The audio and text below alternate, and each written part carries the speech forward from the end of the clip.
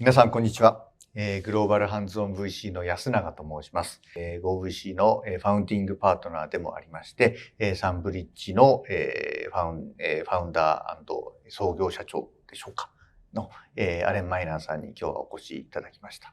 Okay, good to have you today. It's a beautiful day.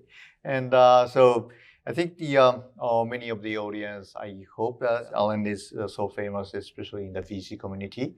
So, but I think for the interest of the other people, may I ask you to maybe introduce yourself? Sure. Yeah. Sure. I grew up in the United States, in Utah, which some people, everybody I think knows that it's Cho Inaka. But many people also know that it is the headquarters of the Mormon Church. Right. And I grew up in a faithful Mormon home and was a good little boy when I was young. And so when I turned 19, when you turn 19 as a Mormon boy, you're expected to go somewhere in the world to teach people about our religion. And I volunteered to go, and the church said, you get to go to Hokkaido. So I spent 2 years during my university age in Hokkaido, in Sapporo, Kushiro, Hakodate, even the tiny town of Rumoi. I spent 8 months in Rumoi sharing what I believed about the Mormon Church. So my first exposure to Japan was as a missionary for the Mormon Church.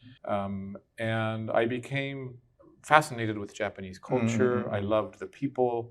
And when I before coming to Japan, I was pursuing a major in computer science and a minor or maybe a double major in philosophy.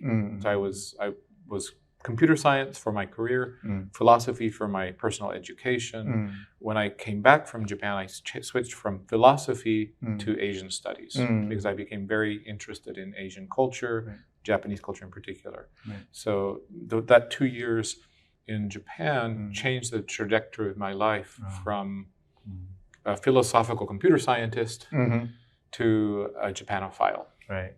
And as I was looking for work, Oracle Corporation at the time was about a 500-person company. It's almost 100,000 now. About 500 people, almost approaching $50 million, 50億円 gurai in annual revenues. And they, for the very first time in their history, were hiring college kids. And so there were 46 of us that joined Oracle in 1986. And when the HR person came to Brigham Young to do interviews, he saw my resume, and I was applying for a computer science job as a programmer. But the first question he asked me is, "Oh, you speak Japanese?" I said, "I'm a computer science." Yes, I do. But why does that matter? Right. I found out that Oracle was trying to do business in Japan, but struggling because the software would only work in English, like we're speaking today. Yep. They needed somebody who could figure out how to get the software to work in the Japanese language. And I thought, wow, there's a job I can do as a programmer, which will let me interact with Japan again, let me use my interest in Asia, my Japanese language skills. That's fascinating. And when I went to headquarters, I met many interesting people. I'd interviewed at many companies, but as a company, Oracle was very interesting. But more importantly, for me personally, it was a perfect job that I had not imagined existed.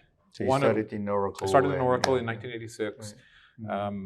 Figured out how to get the software to work in Japanese, and then a year later moved to Japan to help build the business here with Ashisto. Right. So at that time, there's no Oracle Japan. I was the only person. But I was the only employee for Oracle for 3 years. And since then, you grew the team. I grew the team. Worked with the distributors.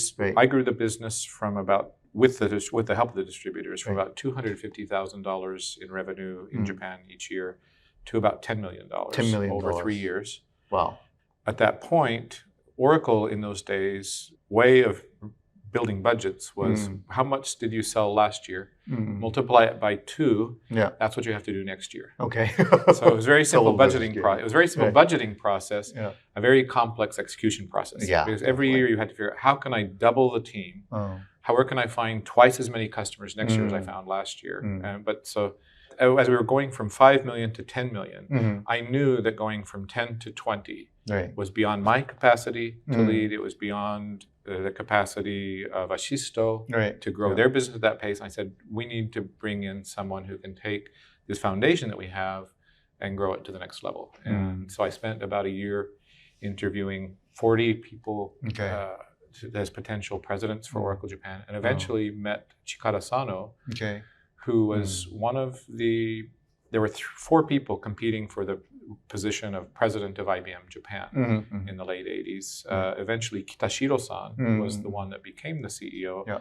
And you hired Sano-san, and it's really ramped up. But before that, you were the guy who really took it from 0 to 10 million. 10 million, yeah. And that's, I think every startup is really struggling to get the revenue from $0 to $10 million. Well, I think the hardest thing is to get it from 0 to anything. Of course, yeah. Getting it from 0 to anything is really hard. Yeah. And getting it to keep growing beyond, there seems to be a hurdle point at about $1 million, another one at about 5 million, another one at about 10. And I was able to go from nothing to 1 to 10, but I knew going from 10 to 100, even 10 to 20 was going to be beyond my capabilities. Right. You know, in every startup, you know, starting from 0 is the hardest things. And it's not, I'm not saying that, you know, 10 to 20 or 20 to 40, that is also difficult, but it's hard. Yeah, it is very hard. But most of the entrepreneurs that is hopefully watching this video, I think they are struggling to 0 to 1 or 0 to 5 or anything like that. So let me, you know, pause it here, and we should continue the discussion to talking about 0 to 1.